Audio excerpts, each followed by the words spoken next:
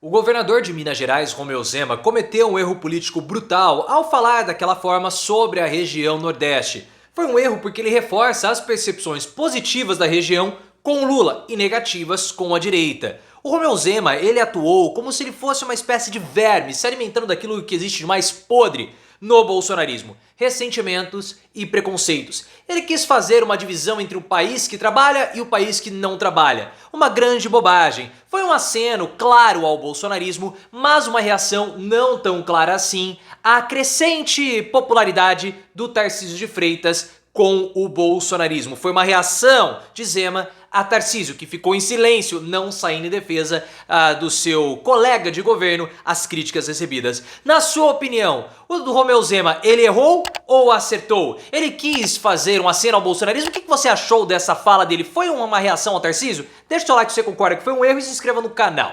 O Tarcísio, ou melhor, o Romeu Zema, ele tentou surfar essa discussão que está acontecendo por conta da reforma tributária, pessoal. Porque os estados da região Nordeste, principalmente, mas também os da região Norte, vão se beneficiar dessa reforma tributária que está sendo proposta pelo Lula. E essa é uma discussão que vai acabar acontecendo no âmbito político, porque alguns benefícios aos estados da região Nordeste foram retirados pela Câmara dos Deputados, mas por conta da proporcionalidade que existe no Senado, alguns desses benefícios vão ser recolocados na reforma tributária. Então vai ter essa discussão. O Romeu Zema quis capitalizar em cima disso tudo, puxando a sardinha para o seu lado para se colocar como sendo uma liderança do bolsonarismo e, mais ainda, uma liderança da região Sudeste. Claro, ele é um governador, ele vai tentar puxar a sardinha sempre para o lado dele, ainda mais ele que é um governador da região do estado de Minas, da região Sudeste, e na reforma tributária ele vai querer trazer benefícios para o lado dele. Não existe problema algum a respeito disso. O problema foi justamente a declaração em entrevista ao jornal O Estado de São Paulo. Uma entrevista super ideológica, mostrando assim os seus acenos ao bolsonarismo. Porque ele falou que existe uma união entre os estados da região Sul e Sudeste. Essa união já existia do ponto de vista informal, mas agora ela está formalizada, com CNPJ e tudo, e ele quer ser a grande liderança entre os seus pares, porque ele disse que a região Sudeste e o Sul já possui protagonismo econômico. Não, porque aqui nós temos 70% da economia está nas nossas costas, e agora a região Sul e o Sudeste precisam ter o seu protagonismo político.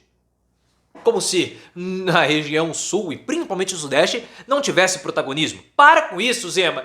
Eu sempre acreditei que esse pessoal da direita fosse assim um pouco...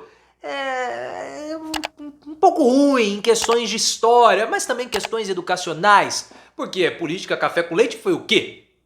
Política café com leite foi a alternância de poderes entre São Paulo e Minas Gerais. E todos os nossos presidentes recentes vieram da região sul e sudeste. Ah, mas o Collor o Collor é mais carioca do que alagoano. Para com isso, ele nasceu no Rio de Janeiro, tá? Mas enfim, isso é outra história. O que o Romeu Zema tentou fazer era mostrar que existe uma injustiça com as regiões sul e sudeste e que os estados do Nordeste são estados beneficiados, eles são muito mais privilegiaados, então existe uma injustiça. O Brasil que trabalha para sustentar os privilégios do Brasil que não trabalha. E aí que está o grande problema da fala do Romeu Zema. Porque ela suscita preconceitos, percepções negativas pré-existentes já na população das regiões Sul e Sudeste com relação à população da região Nordeste. Porque nós sabemos muito bem que existem esses preconceitos nas regiões Sul e Sudeste. O Nordeste é o pessoal que não trabalha, é o pessoal que depende do Bolsa Família, é o pessoal desescolarizado, é o pessoal pobre. E nós também sabemos todas essas percepções que existe dessa classe média sudestina a respeito da população mais pobre. Nós vimos o que aconteceu na operação policial no Guarujá. Todo o preconceito que existe com a população que mora nas periferias. Para uma classe média bolsonarista, para essa classe média que o Romeu Zema está fazendo acenos, nós sabemos que eles pensam que todo pobre é preguiçoso, que não consegue ter prosperidade econômica porque falta esforço. E principalmente, se as pessoas moram em favelas e em regiões periféricas, logo eles são criminosos. Ah, a operação policial matou pouco, né? Deveria ter matado mais. Ah, mas morreram inocentes. Efeitos colaterais. Efeitos colaterais na tentativa de combater a bandidagem. Odeio essa palavra, bandidagem. Eu simplesmente detesto.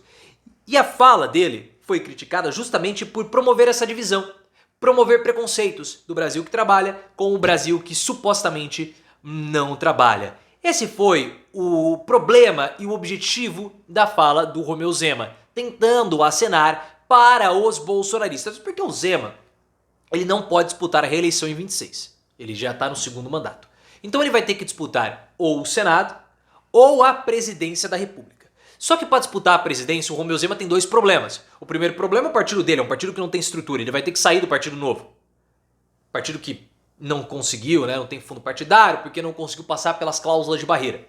E o segundo problema é a própria imagem do Zema. É uma imagem muito limitada em Minas Gerais. Mesmo na região sudeste, o Zema não é lá essas coisas. Não é. Então ele precisa se colocar como sendo uma figura de liderança nacional. E para isso, ele precisa primeiro se colocar como uma figura de liderança regional ao bolsonarismo.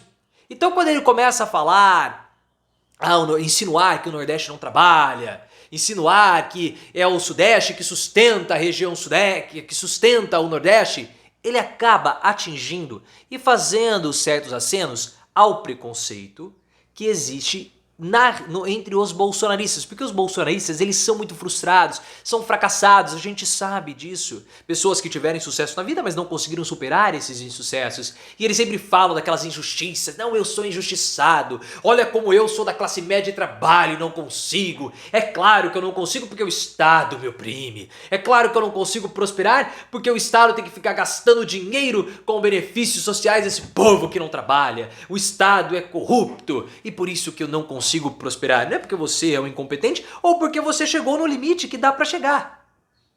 Mas ele acena para esses rancores bolsonaristas, porque ele quer crescer de patamar entre ou dentro do bolsonarismo, porque é esse público que vai trazer os votos para ele. Já que o Bolsonaro está inelegível, ele precisa se aproximar do Bolsonaro. E o discurso dele falando de esquerda, que esquerda não trouxe resultado, Zema, ou você é muito tolo, ou até burro, ou você é desonesto. Porque pega os indicadores econômicos do governo Lula e compare com os indicadores econômicos do governo Michel Temer e do governo Bolsonaro. Mas eu também vi uma reação não tão óbvia assim do Romeu Zema ao crescimento do Tarcísio de Freitas dentro do bolsonarismo. O Tarcísio de Freitas, ele pode disputar 2026. Pode, mas ele não precisa fazer esse movimento tão arriscado. Ele pode disputar de novo o governo do estado de São Paulo.